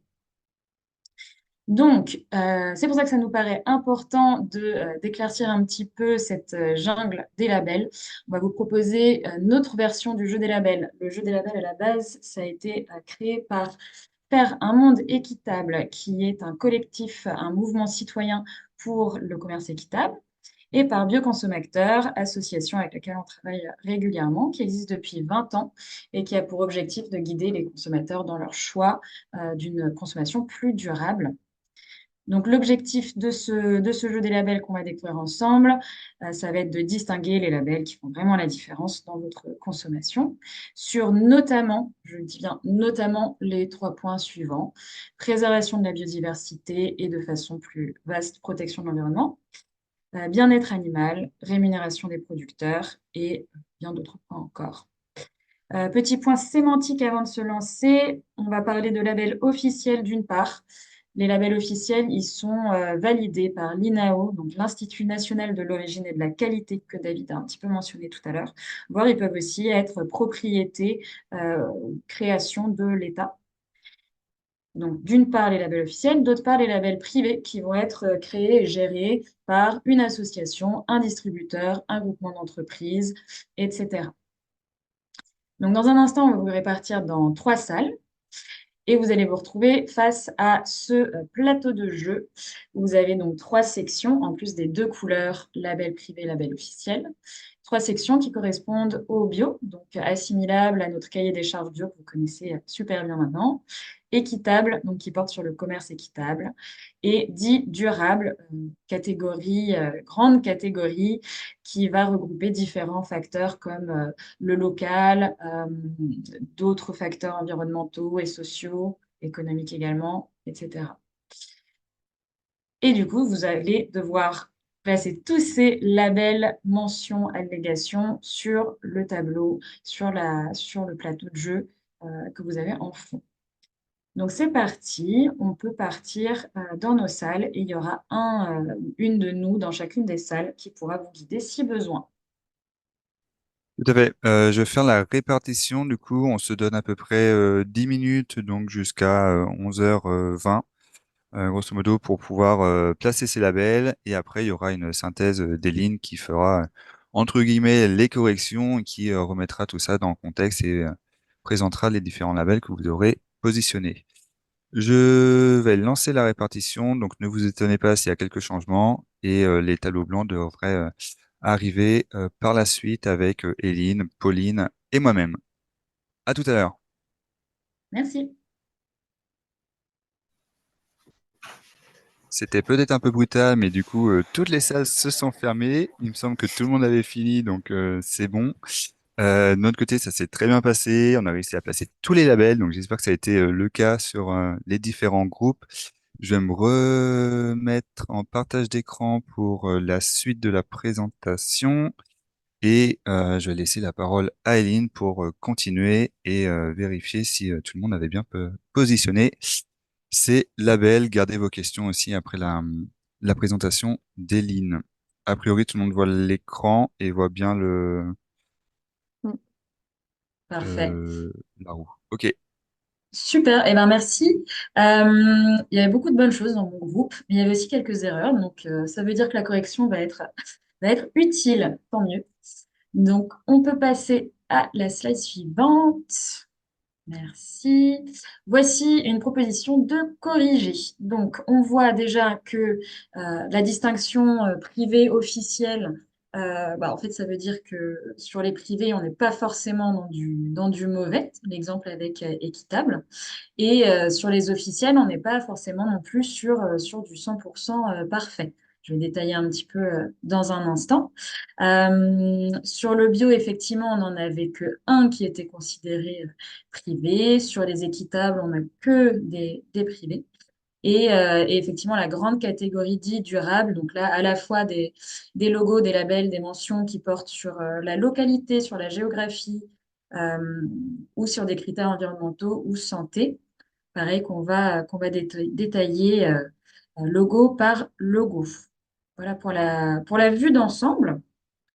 Euh, voilà. On passe au label bio ou assimilable à la certification bio que vous a détaillé David. Donc, tout en haut, on a l'Eurofeuille et la version française AB qui, comme le disait David, sont alignés depuis la création du cahier des charges européen avec l'Eurofeuille. Donc, Eurofeuille obligatoire sur tous les produits labellisés bio, AB non obligatoire depuis l'apparition de cette Eurofeuille, mais on le voit encore souvent parce que nous, les Français, ça nous parle. C'est donc un tiers qui certifie. J'ai noté 8 organismes certificateurs. David parlait d'une dizaine. Donc, peut-être petite correction à apporter là-dessus. Si on remonte anti-chronologiquement, on a Biocohérence qui est bien un label certifié par l'INAO. Donc, c'est pour ça qu'il était dans les officiels. C'est pas détenu par un groupe privé ou une association. Et il s'applique sur l'ensemble des produits. C'est pas que la production animale comme j'ai pu l'entendre dans notre groupe. Et c'est un label qui a été créé un peu en réaction de l'harmonisation du cahier des charges européen avec le cahier des charges français en 2009, donc création l'année suivante, en 2010, pour revenir vers quelque chose de mieux disant, d'encore plus exigeant. Et ça a été créé par des associations ou des coopératives comme Biocop, FNAB et autres. On remonte encore un peu dans le temps. Nature et Progrès, 1972. D'ailleurs, je ne l'ai pas dit, mais le premier label AB français, qui aujourd'hui est détenu par l'État, avait été créé en 1985. Donc, Nature et Progrès est plus vieux. Ce qui est spécifique sur ce label-là, donc qui est vraiment un label exigeant, voilà, euh, fiable. On ne demande pas d'avoir une certification bio pour pouvoir l'avoir. Et c'est effectivement, comme ça a été évoqué dans mon groupe, une certification qui se fait entre membres de l'association Nature et Progrès.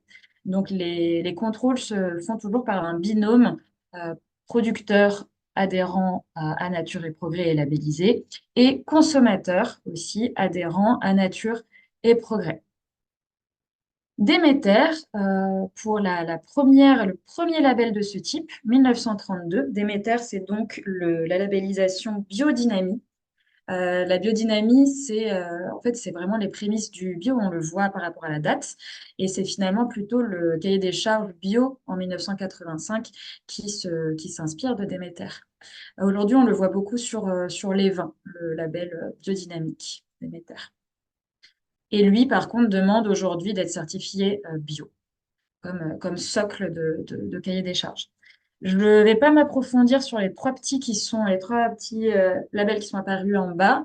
Ce sont trois labels qui sont à la fois bio et équitables et qui du coup répondent, et David évoquait un petit peu le label FNAB tout à l'heure, répondent à la critique qu'on fait parfois au bio sur l'angle social, comme ça a été questionné dans le chat tout à l'heure. Donc voilà, ils sont à la fois bio et équitables et demandent la labellisation bio. Et effectivement, Déméter est un label officiel dans le sens où il est agréé lui aussi par l'INAO, donc l'institut qui délivre les labels officiels. Une rapide comparaison des bénéfices environnementaux et socio-économiques sur certains des labels qu'on vient de voir. Donc ça, c'est une source intéressante, le basique.com. Le basique, c'est un bureau d'études qui passe en revue tous les labels qu'on connaît en France et qui, sur leur site, c'est pas présenté comme ça, mais qui va donner une note sur différents bénéfices environnementaux et socio-économiques pour chacun des labels.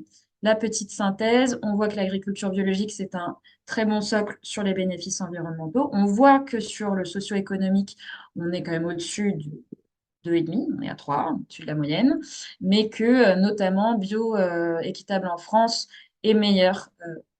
On voit surtout la différence sur le socio-économique, et que Déméter est aussi mieux disant par rapport aux bénéfices socio-économiques et équivalent sur les bénéfices environnementaux.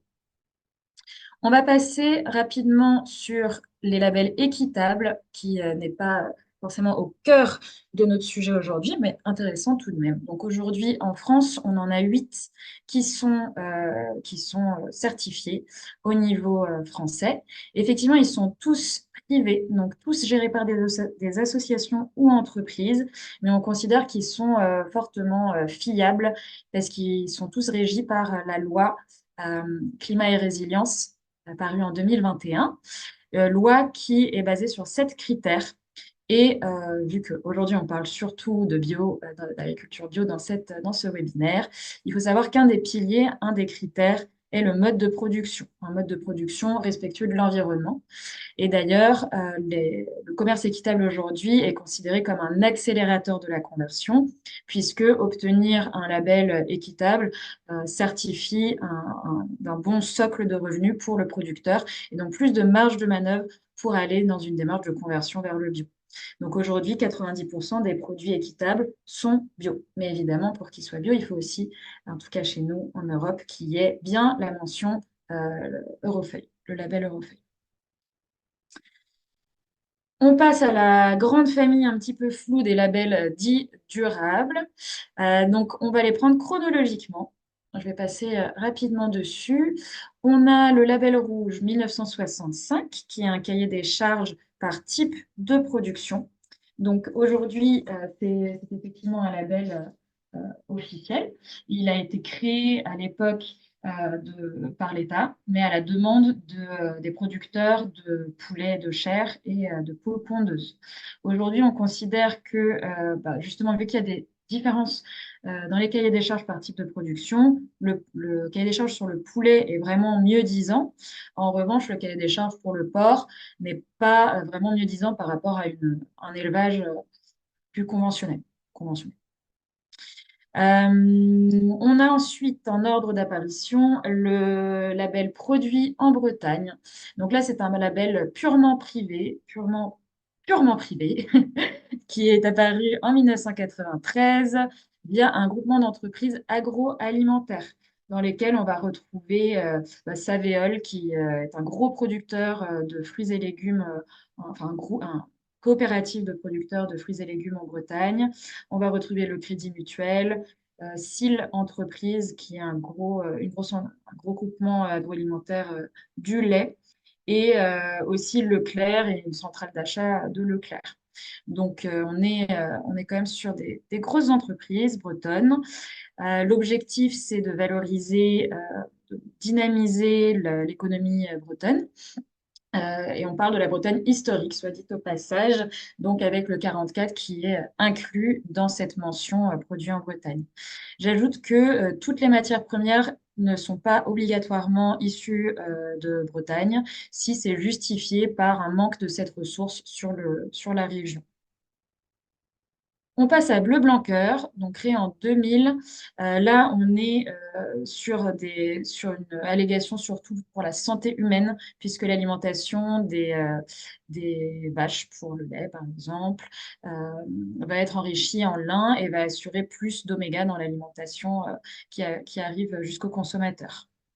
Le porc français, lui, il est né en 2014. C'est l'interprofession nationale porcine. Donc là non plus, ce n'est pas un label officiel. Ce n'est pas un label qui porte, comme on le verra après, sur une appellation géographique. Et bien que les porcs doivent être nés, élevés et abattus en France, on n'a pas de spécificité sur l'aliment. Donc l'aliment n'est pas forcément français. Mais ces porcs peuvent être nourris avec des aliments qui ont bien voyagé. Zéro résidu de pesticides. Donc là, c'est 2017. Ce sont des entreprises des fruits, de producteurs de fruits et légumes qui ont créé ça, qui se sont ensuite réunis sous un nom qui est le collectif Nouveau Champ, qui est d'ailleurs écrit en petit dans le label. Et là, la proposition, la valeur ajoutée proposée par ce label, c'est de proposer une troisième voie pour l'agriculture entre conventionnel et bio. Aujourd'hui, ce qui est quand même pas mal critiqué, c'est qu'on n'est pas sur du 0,0. Il y a quand même des traces de pesticides sur les fruits et légumes qui comportent cette mention. Donc, on est quand même là sur, je me permets de le dire, sur un floutage du consommateur. Je reviendrai après sur le HVE, le haute valeur environnementale, donc le macaron blanc et orange. Et juste petit point sur AOC, AOP. Je ne l'avais pas inclus dans le jeu parce qu'on n'est pas forcément sur du purement dit durable. Juste pour préciser, AOC, c'est la mention qui était française à la base. AOP, c'est au niveau européen. Ce qui est évalué ici, c'est la géographie et les savoir-faire. Il y a 101 produits agroalimentaires en France aujourd'hui qui qui sont AOP, AEC, et plus de 300 alcools. Et ce qui est important surtout à retenir là-dessus, c'est que les cahiers des charges sont très variables. Donc, certains cahiers des charges peuvent avoir des restrictions au niveau environnemental et d'autres très peu. Justement, on va voir ça tout de suite pour le petit exemple sur justement ces démarches qui sont définies par filière, avec des cahiers des charges différents par filière. Sur Bleu Blanc Cœur, sur la filière lait, on voit qu'on est... Bon, il y a quand même des bénéfices environnementaux et socio-économiques. En revanche, sur le porc, les bénéfices environnementaux sont moindres. Sur l'AOP, on voit que sur la filière comté, on est plutôt bon en bénéfices environnementaux et vraiment bon pour le socio-économique, pour ce qui est de la rémunération, notamment du producteur et du transformateur. Alors que sur la filière Cantal, on ne peut pas dire qu'on soit très bon là-dessus. Et sur le label rouge, notamment les bénéfices socio-économiques sur les volailles de chair sont plutôt pas mal. Et en revanche, sur la filière porcine, on est moins bon. Donc, pour vous dire que là, sur ces mentions-là, il faut bien regarder quel produit on achète. Tout ne s'équivaut pas. On va finir par un petit focus sur le label haute valeur environnementale, qui est une mention. Je dis label, mais c'est plutôt une mention valorisante. Donc, c'est issu de la création de la certification environnementale en 2011 par le ministère de l'Agriculture et de l'Alimentation suite au Grenelle de l'environnement numéro 2. Cette certification environnementale comporte 3 niveaux. Un premier niveau où on s'assure que l'agriculteur, l'agricultrice maîtrise les règles environnementales imposées par la PAC, la politique agricole commune de l'Europe. Un niveau, donc je n'ai peut-être pas besoin de préciser, mais vous voyez quand même que le niveau 1 est assez peu exigeant. Le niveau 2, on commence à rentrer dans des petites exigences. Il y en a 16 sur les intrants et les potentielles fuites dans les milieux, et du coup la prévention de ces fuites d'intrants chimiques de synthèse dans les milieux. Et ces 16 exigences, elles sont réparties dans 4 catégories. Biodiversité, stratégie phytosanitaire de l'exploitant, l'exploitante, stratégie de fertilisation des sols et gestion de la ressource en eau. On arrive au numéro 3, le niveau numéro 3, qui là est la mention haute valeur environnementale, hein, et qui là se base sur des indicateurs de résultats. Sur le niveau numéro 2, on est sur des obligations de moyens. L'exploitant est obligé de mettre en œuvre des moyens qui respectent les 16 exigences.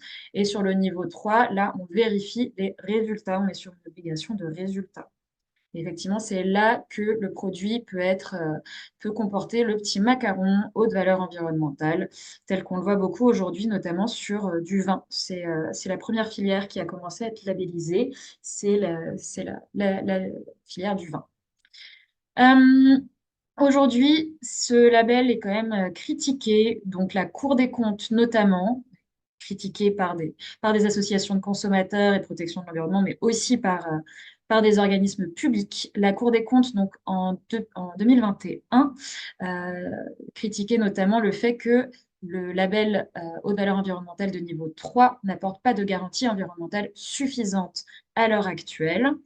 Et on a aussi l'Office français de la biodiversité, l'OFB, qui, dans son rapport d'octobre 2022, donc un an après celui de la Cour des comptes, disait l'effet propre de la certification HVE sur les changements de pratique des exploitations certifiées et donc sur l'amélioration de leur performance environnementale est globalement limité. Cette conclusion est tirée d'une grosse étude de l'OFB sur les changements de pratique des exploitants, voir s'il y avait vraiment eu une modification dans leur pratique. Et là, je voulais vous ajouter un petit chiffre qui est que 40... non, c'était pas là, c'est pas 40. Je vais essayer de vous retrouver ça parce que je trouvais quand même intéressant. Excusez-moi. 75% des producteurs qui ont changé leur pratique auraient effectué ces changements indépendamment de la certification HVE. Ils l'auraient fait quand même parce que ça rentrait dans leurs itinéraires de production. 75%. Euh, D'où cette conclusion de l'Office français de la biodiversité. On va finir juste sur le petit tableau qui récapitule la comparaison des bénéfices environnementaux et socio-économiques de certains des labels qu'on a passés en revue. Je rappelle qu'on n'a évidemment pas vu tous les labels. J'ai aussi mis de côté tout ce qui est marque et initiatives de distributeurs, les Voix de la Terre, de Nespresso, etc.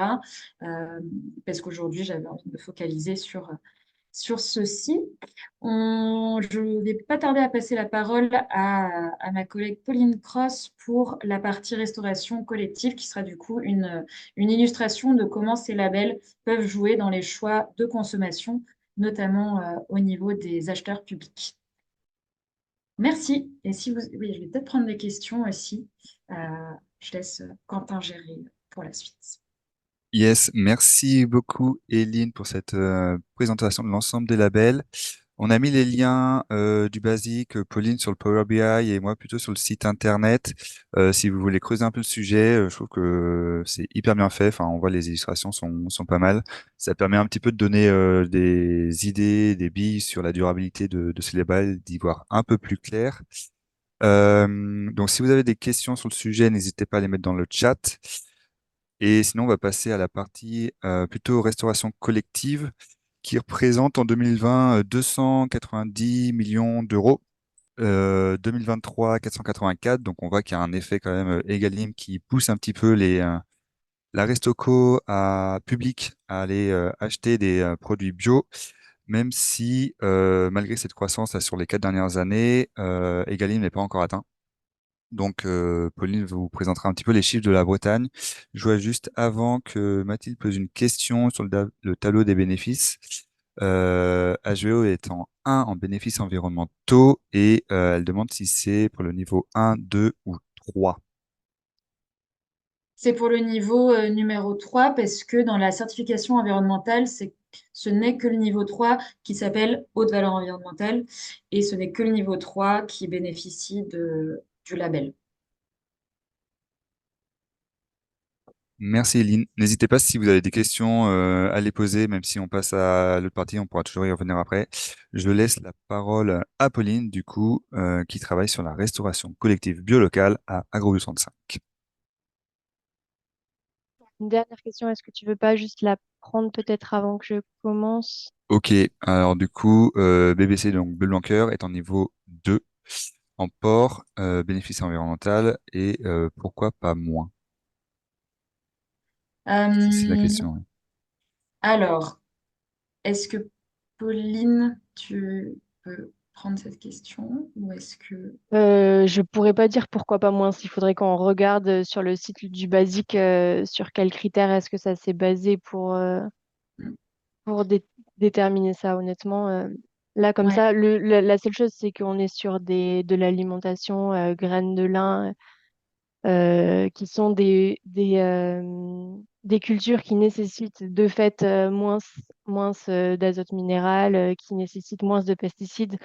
Donc très certainement, c'est pour ça qu'on a un bénéfice environnemental qui est un peu plus haut que HVE où ça peut être tout type de production. J'imagine que c'est ça, mais ce sera à confirmer quand même avec les critères pris en compte dans la partie environnementale sur le site du Basique.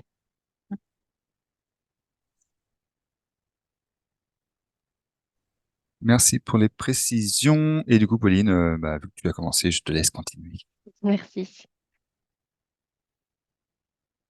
Du coup, je vais passer rapidement. Donc, on en a parlé plusieurs fois, mais donc il y a bien cette loi Egalim qui a été promulguée en 2019 et qui a été ensuite complétée par la loi Résilience Climat en 2021. Ces deux lois, il y a énormément de mesures qui concernent la restauration collective pour améliorer globalement la qualité de l'assiette. Ça va être des repas végétariens, la suppression du plastique, l'information des convives, mais surtout là, ce qui nous intéresse là, c'est les pourcentages de produits de qualité. Donc ces fameux 50% de produits durables et de qualité, dont minimum 20% de produits bio. Et ça, c'est le cas depuis 2022 pour la restauration collective publique. Donc ça va être tous les établissements scolaires, qu'ils soient privés ou publics, le médico-social, les hôpitaux, l'armée, la prison, etc. Donc tout ce qui est restauration collective publique. Et c'est aussi le cas depuis le 2022 pour le secteur privé, mais c'est la restauration collective privée, donc c'est les restaurants d'entreprise. Par exemple, voilà, enfin, non, les restaurants d'entreprise. Depuis janvier 2024, on a aussi l'obligation de s'approvisionner en 60% de viande et poissons durables et de qualité. Et ça, c'est encore une mesure qui est assez peu connue. Et ces pourcentages-là, ils sont bien en valeur d'euros d'achat. Sur les durables et de qualité, la loi Egalim et Résilience Climat définit qu'est-ce qu'elle entend par durable et de qualité. Et il y a, pour faire un peu une analogie avec David tout à l'heure qui parlait de liste positive, donc dans cette loi Egalim, il y a une liste positive, c'est-à-dire les choses qui rentrent de fait dans cette loi, dans les 50%. Donc ça va être AOP, AOC, IGP, STG, ça va être les produits bio. Les produits régions ultra-périphériques de l'Europe, donc là, on va principalement avoir des bananes.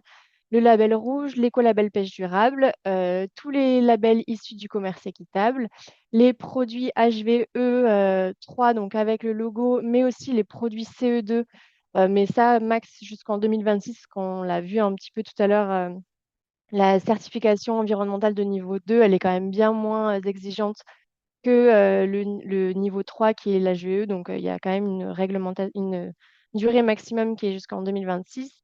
Et ensuite, la mention fermière pour les œufs et le fromage fermier qui ont des cahiers des charges spécifiques qui sont précisés. Donc ça, c'est la liste positive. Et ensuite, on a ce que là, j'ai appelé les flexibilités de la loi, qui sont justement des notions qui ont été rajoutées au moment de la création de ces lois pour permettre de faire rentrer d'autres types de labels dans la loi Egalim. Donc ces notions, ça va être la notion d'équivalence, la notion d'externalité environnementale de cycle de vie du produit et la notion de développement des approvisionnements directs des produits de l'agriculture. Ces notions-là, pour les faire rentrer dans la loi Egalim, ça ne rentre pas donc de fait. Il faut, au moment de la construction de son marché public, mettre en place des critères, mettre en place des clauses pour montrer qu'on va faire rentrer les produits Egalim, les produits des autres marques dans une de ces trois notions-là. Et il faut préciser la méthode qu'on a utilisée. Donc ça relève bien de l'acheteur, de choisir quels sont les produits qu'il va mettre dans Egalim ou pas, et ça relève de l'acheteur de choisir quelle est la méthode qu'il va utiliser. Il faut bien que cette méthode elle soit claire. Donc ça ne rentre pas de fait par rapport à la première catégorie. Maintenant, quel est l'état des lieux de la Restco en Bretagne? Les chiffres, c'est le site internet qui s'appelle macantine.gouv.fr, qui est le site sur lequel les établissements sont obligés de télédéclarer leurs données. Aujourd'hui, on n'a pas les chiffres encore sur que l'Ille-et-Vilaine, on n'a que les chiffres au niveau de la Bretagne. On a 44% des établissements qui ont donné leurs chiffres, donc on n'est pas vraiment représentatif. On a 12,46% de produits bio et 25,56% de produits durables et de qualité. Au niveau national, on est à peu près sur la même moyenne de bio, 13%. Par contre, on n'a que 20% de télédéclaration, donc on est bien moins représentatif. Il y a eu un vrai effort de fait au niveau de la Bretagne, notamment par la DRAF par la DRAF et les chargés de mission de PAT pour informer les établissements qu'il fallait déclarer ces chiffres sur le site de ma cantine. On peut catégoriser un peu les bons et les mauvais élèves. Les bons élèves, ça va être les crèches, les primaires, les collèges, les restaurants administratifs. Et sur les mauvais élèves, ça va être plutôt les hôpitaux, les cliniques, les EHPAD qui sont encore très peu avancés. On est carrément sur les hôpitaux, par exemple, où les EHPAD à 3% de bio, alors qu'on a un aspect santé qui pourrait être hyper intéressant. Pourquoi? On a une méconnaissance encore de l'obligation de télédéclarer. On a aussi et surtout l'absence de sanctions si on ne respecte pas la loi Egalim, ce qui n'oblige pas et à rentrer ces données et à respecter la loi. Et on peut ici faire l'hypothèse que les structures qui ont déclaré, donc les 44% là en Bretagne, sont les plus avancées et c'est ce qui fait qu'on atteint aujourd'hui le 12,46% de bio sur les chiffres déclarés alors que l'agence bio estime qu'on est plus à 6,7% de produits bio en restauration collective. On va pouvoir regarder qui impulse la démarche quand on parle de démarche pour aller vers plus de produits bio. Ici, c'est une étude qu'a faite l'agence bio sur l'ensemble des établissements. Donc, on n'est pas uniquement sur le scolaire, on est sur tout type d'établissement. Donc, principalement, ce serait la direction, du coup, qui impulse la démarche. On a ensuite l'équipe en cuisine, donc principalement les chefs de restauration. On a aussi les parents d'élèves qui ont vraiment leur rôle à jouer. Ensuite, on a les fournisseurs, les prestataires. Donc, ça va être des fournisseurs qui arrivent avec des nouveaux produits, un nouveau fournisseur qui s'installe et qui propose ses services. On a aussi les élus. Là, en moyenne, ça paraît moins, mais c'est parce qu'on a vraiment tout type d'établissements confondus. En restauration scolaire, on atteint 53%. Donc, en restauration scolaire, c'est vraiment les élus qui ont aussi leur mot à dire sur les changements en restauration collective. Et on a en avant-dernier les convives. Là, c'est pareil en restauration du travail, donc la restauration collectif d'entreprises. On atteint aussi les 53%, donc c'est vraiment là aussi qu'on peut jouer. Et après, on a le personnel enseignant qui, pour l'instant, a assez peu d'impact là-dessus. Donc, il n'y a pas vraiment de vérité générale parce que ça dépend beaucoup des types d'établissements, ça dépend beaucoup des contextes. C'est pas parce qu'on a des décideurs et décideuses qui sont pas motivés par un projet qu'on ne va pas réussir à faire changer les choses. Il y a des personnes qui peuvent être motrices, comme par exemple les chefs de cuisine, qui vont elles-mêmes changer, même si leurs décideurs ne sont pas motivés, et on va quand même réussir à faire changer les choses. Il y a vraiment plein d'exemples de projets, de communes, même en Ille-et-Vilaine, où les projets ne sont pas portés par une ou l'autre des parties, où ça fonctionne. Mais quand même, néanmoins, plus on a de personnes impliquées et plus on a un projet qui est périn parce que ça permet d'éviter que si les élus changent, si le chef de cuisine change, on se retrouve avec un projet qui recommence à zéro. Pourquoi est-ce que la démarche, elle est impulsée? Ça dépend un petit peu des types de personnes. Nous, notre travail justement à AgroBio, quand on accompagne les établissements, c'est aussi ça, c'est aussi de comprendre par quel biais est-ce qu'on va pouvoir faire changer les choses et impulser une démarche de transition. Il y a des personnes qui vont être sensibles à la loi, respecter la loi et peut-être plus tard ne pas avoir de sanctions.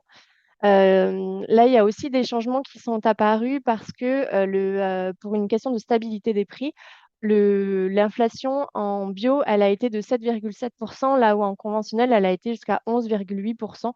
Donc, il y a eu cette question de stabilité aussi. David, il en parlait tout à l'heure. En bio, on recherche en tout cas une autonomie des fermes qui fait qu'on a une stabilité des prix qui est plus grande. Après, Quentin, tu peux passer. On va avoir aussi des notions de qualité de produit, de fraîcheur. Par exemple, une salade qui est fournie en bio et local, elle sera certainement récoltée la veille pour être livrée le lendemain matin. Là où, quand on travaille avec des grossistes, on va avoir des salades qui vont passer quelque temps dans des zones réfrigérées. La question de la simplification du travail aussi en bio, on va plus être obligé de peler les courgettes, les concombres, certaines courges, euh, la pomme par exemple, parce qu'on n'a pas une peau qui est chargée de pesticides et donc ça permet de gagner du temps de travail en cuisine, du temps et aussi de l'argent les pommes par exemple, la peau de la pomme, c'est 15% du poids de la pomme. Donc quand on le jette à la poubelle parce qu'elle est chargée de pesticides, en fait on jette une matière première qui est non négligeable. On a la question de la perte d'eau à la cuisson pour les viandes qui est aussi beaucoup plus faible en bio parce qu'on a des animaux qui vont grandir plus lentement, plus longtemps et donc on a une viande qui est de meilleure qualité. Et donc ça, si en plus on l'associe avec ce qui se fait de plus en plus de la cuisson basse température, par exemple, de la cuisson de nuit, on y gagne vraiment. Bon, il y a le bien-être animal aussi qui peut toucher beaucoup de personnes. Il y a la question de l'éducation au goût et la découverte de nouveaux produits. Alors ça, c'est pas forcément spécifique à la bio, mais en fait, en allant vers la bio, ça nous permet de découvrir des nouveaux produits. Je pense par exemple au radis noir, au salsifis ou au gouel pour les produits laitiers, qui sont des produits qui sont vraiment disponibles en bio. Et du coup, quand on commence à entrer dans cette démarche-là, ça nous permet de découvrir aussi ces nouveaux produits. Après, on va avoir toutes les démarches sur le lien à un territoire. Il y a des personnes qui vont aller à la bio juste parce qu'elles ont envie de relocaliser leur approvisionnement et qu'en fait, les fermes qui sont disponibles auprès d'elles et qui livrent la restauration collective, ce sont des fermes bio. Donc, de fait, elles vont arriver à la bio. Ça permet aussi des fois pour des personnes qui ont envie de vraiment créer un lien avec un partenaire, avec une ferme, de s'ancrer sur son territoire. Ça leur permet la bio leur permet ça aussi. Et après, il y a souvent la possibilité de lier ça avec des démarches pédagogiques, notamment des visites de ferme. Et enfin, après, il y a les aspects plus globaux, ça va être l'impact sur la santé des mangeurs bio. Ça, on le disait, c'est souvent le cas, par exemple, en crèche, où on va travailler ces approvisionnements parce que l'aspect santé des jeunes enfants a encore une valeur qui est très importante. Il peut y avoir des personnes qui commencent cette démarche-là aussi pour en pensant à la santé des riverains de leur commune et aussi surtout la santé des agriculteurs qui sont aujourd'hui les premières victimes des pesticides. On a aussi bon, les bienfaits environnementaux et la question de la création d'emplois non délocalisables. Aujourd'hui, par exemple, quand on pense, j'en reparlerai un petit peu tout à l'heure, mais à Manger Bio 35, c'est 6 emplois qui ont été créés sur notre territoire, qui ne sont pas délocalisables et qui resteront là. Et Quentin, tu peux passer. On va regarder rapidement le potentiel de développement si 20% de produits bio en restauration collective étaient respectés. Aujourd'hui, je vais partir sur la Bretagne. On a 246 millions de repas servis par an. Si on prend 2 euros de coût de matière et les 6,7% de produits bio dont je parlais tout à l'heure, ça fait 33 millions d'euros de denrées alimentaires qui sont achetées en restauration collective en bio. Et aujourd'hui, on a 10,3% de surface bio en Bretagne. Et si on se projette sur la suite avec le même nombre de repas, le même coût matière, mais qu'on passe à 20% de produits bio, ça nous fait 65 millions d'euros de plus achetés de denrées alimentaires en bio et on passerait à 12% de surface bio en Bretagne. Donc, c'est 27 000 hectares en bio qui doivent être dédiés uniquement à la restauration collective. Donc, le gap est largement faisable. Et juste pour essayer de répondre un petit peu à la question, est-ce qu'il y a assez de produits bio en Ille-et-Vilaine pour fournir la restauration collective? Là, c'est une simulation que vous avez ici qui permet de regarder si on relocalise la totalité des denrées alimentaires nécessaires pour fournir l'ensemble des restaurations collectives d'Ille-et-Vilaine avec 20% de produits bio. On aurait besoin de 35 000 hectares agricoles. Avec la répartition à gauche, bon, bien sûr, la majeure partie, c'est pour viande et œufs, et on a une petite partie là pour les légumes.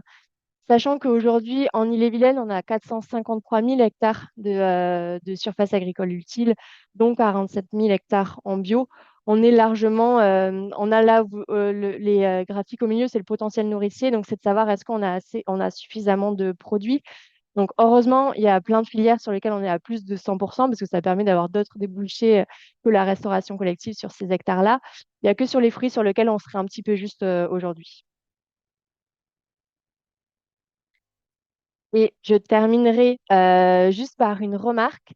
Aujourd'hui, donc si on reprend les chiffres, là, 12-13%, on va dire, de produits bio, 25% de produits durables et de qualité. Euh, pour la bio, on va dire qu'on n'est pas loin des 20%, mais par contre, sur les 50% de produits durables et de qualité, on est aujourd'hui assez loin. Notre expérience, c'est de remarquer que les établissements qui aujourd'hui atteignent les 50% de produits de qualité, ce pas les établissements qui sont restés à ce socle de 20% de produits bio. Parce que trouver 30% de produits durables et de qualité en Bretagne, c'est aujourd'hui hyper compliqué. Quand on regarde les SICO qui sont en Bretagne, vous les avez là sur la droite, on en a très peu qui sont adaptés à la restauration collective. On va avoir des moules de bouchot, du pâté de campagne, bon, beaucoup de cidre, de whisky, tout ça. C'est pas des produits qu'on utilise en restauration collective. Euh, donc, on va avoir quelques viandes, notamment de la volaille label rouge. Sinon, il va y avoir des fromages qui vont être achetés en AOP, AOC, plutôt hors Bretagne.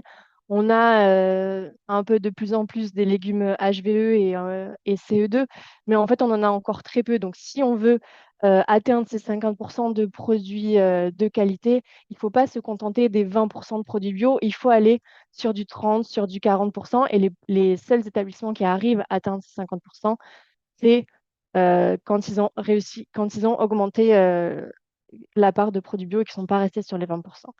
Et on a cette magnifique chance en Ille-et-Vilaine, c'est que la bio, elle est déjà présente en quantité. On a 1000 fermes bio, 1006 fermes bio en Ille-et-Vilaine en 2023. On a aussi une belle répartition. On a 83% des communes qui ont une ferme bio et on a aussi et surtout une belle diversité. C'est-à-dire que qu'on veuille trouver de la volaille, du porc, des produits laitiers, du lait cru, des légumes, des fruits, on a des produits bio en Bretagne qui permettent de fournir la restauration collective. On a des filières qui sont organisées, on a des grossistes classiques qui proposent des produits bio, on a même des grossistes qui sont 100% bio, et on a surtout un groupement de producteurs bio, Manger Bio 35, qui est présent pour livrer la restauration collective avec plus d'une cinquantaine de producteurs. Donc on peut vraiment réussir à atteindre ces 50% de produits de qualité. Il ne faut pas se limiter à 20%. En plus, dans la loi, c'est bien écrit 20% minimum de produits bio. Donc osons aller sur du 30, sur du 40% euh, de produits bio. Et je crois que j'ai terminé. On peut prendre des petites questions avant de terminer si vous voulez. Tout à fait. Merci beaucoup, Pauline. J'ai pas vu de questions dans le chat. Il y en a eu une de d'Eric avec une réponse de Mathilde sur la prise en compte de terres de source dans Egalim compatible et notamment avec la notion d'équivalence. Donc, il me semble que c'est possible et il y a un travail en cours pour intégrer terres de source dans la liste positive Egalim. Je ne sais pas si Mathilde, vous voulez. C'est parce que dans les produits terre de source, 80% des producteurs déjà sont bio, donc ils rentrent dans la loi Egalim parce qu'ils sont bio, et le reste sont certifiés HVE, donc ils rentrent dans la loi Egalim parce qu'ils sont HVE. Ok, c'est parce qu'il y a effectivement des labels derrière terres de source Mm, mm. qui justifient Egalim. Je ne sais pas si vous avez d'autres questions. N'hésitez pas. Et sinon, on va clôturer le webinaire. Donc, merci à toutes et tous d'être restés sur ces 2 heures pour voir un petit peu l'ensemble du cahier des charges de la bio, faire la différence entre les labels et voir comment on pouvait intégrer le bio et comment le bio pouvait aussi permettre de remplir les objectifs Egalim au-delà du seul 20%, notamment en Ille-et-Vilaine grâce à notre diversité de production. Et je vous mets ici les contacts aux besoins des différents intervenants et intervenantes.